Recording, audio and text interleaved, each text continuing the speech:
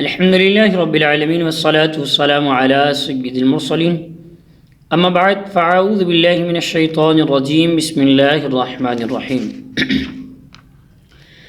ناظرین و سامعین، آج انشاءاللہ عز و جل ہم سورہ بقرہ کی آیت نمبر 45 سے سننے کی سعادت حاصل کریں گے۔ نبی کریم رؤوف الرحیم صلی اللہ تعالی علیہ وسلم کے فرمان عالی شان کا خلاصہ ہے کہ جو کوئی مجھ پر دن بھر میں 1000 مرتبہ درود پاک پڑھتا ہے مرے گا نہیں جب تک جنت میں اپنا ٹھکانہ نہ دیکھ لے۔ صلو علی الحبیب صلی اللہ تعالی علی محمد صلی اللہ علیہ وسلم۔ اللہ رب العالمین قرآن مجید فرقان حمید کے پارہ 1 سورہ بقرہ آیت نمبر 45 اور 46 میں ارشاد فرماتا ہے، بسم اللہ الرحمن الرحیم، وَاسْتَعِینُوا بِالصَّبْرِ وَالصَّلَاةِ وَإِنَّهَا لَكَبِيرَةٌ إِلَّا عَلَى الْخَاشِعِينَ الَّذِينَ يَظُنُّونَ أَنَّهُمْ مُلَاقُو رَبِّهِمْ وَأَنَّهُمْ إِلَيْهِ راجعون۔ ترجمہ کنز الایمان۔ اور صبر اور نماز سے مدد حاصل کرو، اور بے شک نماز ضرور بھاری ہے مگر ان پر جو دل سے میری طرف جھکتے ہیں، اور جنہیں یقین ہے کہ انہیں اپنے رب سے ملنا ہے اور انہیں اسی کی طرف لوٹ کر جانا ہے۔ صبر اور نماز سے مدد حاصل کرنا۔ ناظرین و سامعین، اس آیت مبارکہ کی ایک تفسیر تو یہ ہے کہ اس سے پہلی آیات نے بنی اسرائیل کو سید المرسلین صلی اللہ تعالی علیہ وسلم پر ایمان لانے، ان کی شریعت پر عمل کرنے، سرداری ترک کرنے اور منصب و مال کی محبت دل سے نکال دینے کا حکم دیا گیا۔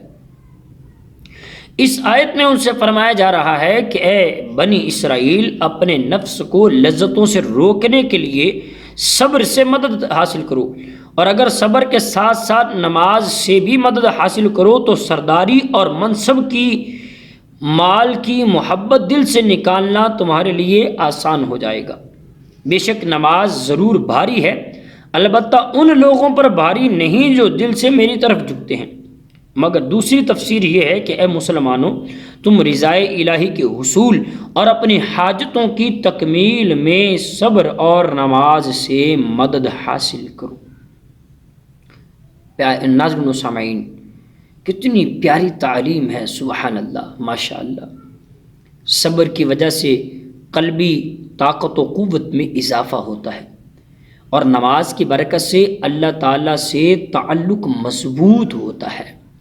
یہ دونوں چیزیں پریشانیوں کو برداشت کرنے اور انہیں دور کرنے میں سب سے بڑی مددگار یعنی معاون ہے۔ آگے فرمایا وَإِنَّهَا لَكَبِيرَةٌ إِلَّا عَلَى الْخَاشِعِينَ، نماز ضرور باری ہے مگر ان پر جو دل سے میری طرف جھکتے ہیں۔ یعنی آیت کے اس حصے میں اور اس کے بعد والی آیت کا خلاصہ یہ ہے کہ یہ گناہوں اور خواہشات سے بھرے ہوئے دلوں پر نماز بہت بوجھل ہوتی ہے، جن کے دل میں مال کی محبت ہوتی ہے، جن کے دل بھاری ہوتے ہیں، جن کے دل گناہوں کی طرف لگے ہوتے ہیں، اور عشق و محبت الہی سے لبریز اور خوف خدا سے جھکے ہوئے دلوں پر نماز بھاری نہیں، نماز بوجھ نہیں ہے، بلکہ نماز ان کے لیے لذت و سرور کا باعث، روحانی و قلبی معراج کا سبب بنتی ہے۔ اور یہ وہ لوگ ہیں جو اپنے رب سے ملاقات پر یقین رکھتے ہیں اور اس مولا کریم کے دیدار کی تڑپ رکھتے ہیں۔ حدیث پاک میں آتا ہے، نبی پاک علیہ السلام فرماتے ہیں الصلاۃ معراج المؤمنین، نماز مومنین کی معراج ہے۔ مومن جب نماز پڑھتا ہے اس سے لذت ملتی ہے، اسے سرور ملتا ہے، اسے مزہ آتا ہے نماز میں۔ اس میں آیت مبارکہ میں یہ بھی بشارت دی گئی کہ آخرت میں ایمان والوں کو اللہ تعالیٰ کے دیدار کی نعمت نصیب ہوگی، نیز اللہ تعالیٰ سے ملاقات اور اس کی طرف رجوع کرنے میں ترغیب و ترہیب دونوں موجود ہیں۔ اور یہ ان دونوں کو پیش نظر رکھنا نماز میں خشوع پیدا ہونے کا بہترین ذریعہ ہے۔ گویا نماز میں خشوع و خضوع قائم رکھنے کا بھی حکم دیا گیا اور اس کے حصول کا طریقہ بھی بتا دیا گیا۔ کیا؟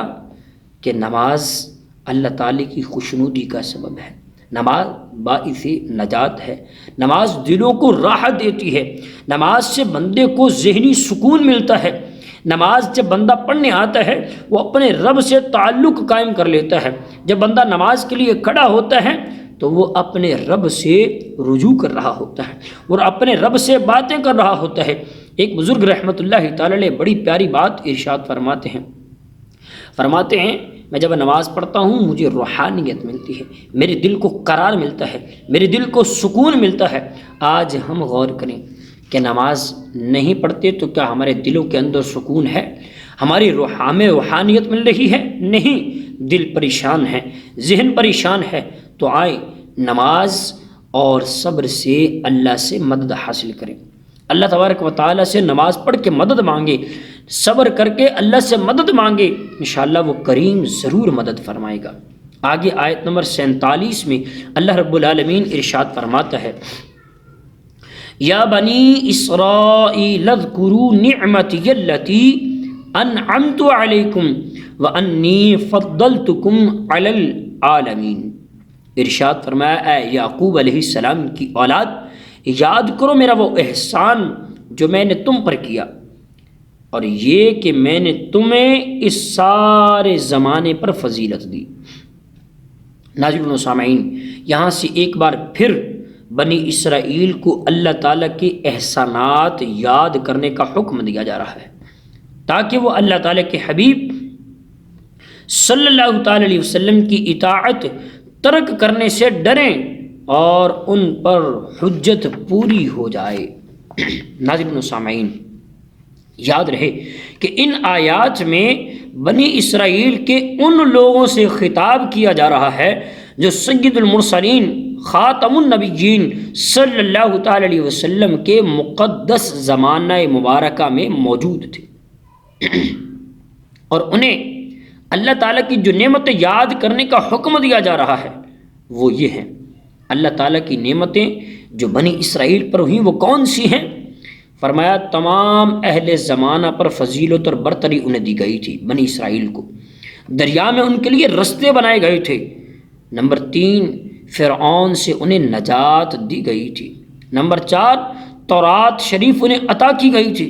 نمبر 5، بچڑے کی پوجا پر بھی انہیں اللہ نے معاف کر دیا تھا، انہوں نے معافی مانگی تھی، اللہ نے انہیں معاف کر دیا تھا۔ نمبر 6، ایک گروہ کا مرنے کے بعد زندہ کیا جانا۔ نمبر 7، بادلوں سے انہیں سایہ ملتا تھا۔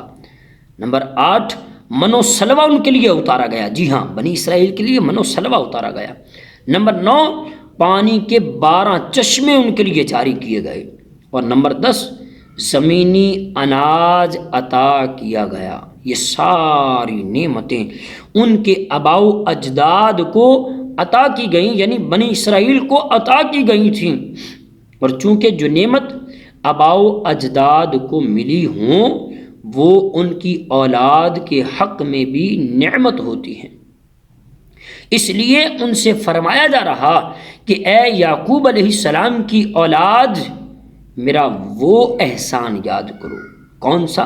جو ابھی ہم نے نعمتیں سماعت کی ہیں کہ اللہ نے بنی اسرائیل پر یہ نعمتیں عطا فرمائیں، انہیں من و سلوہ دیا، انہیں سایہ دیا، ان کے لیے اللہ نے دریا میں رستے بنا دیے، انہیں فرعون سے نجات دی۔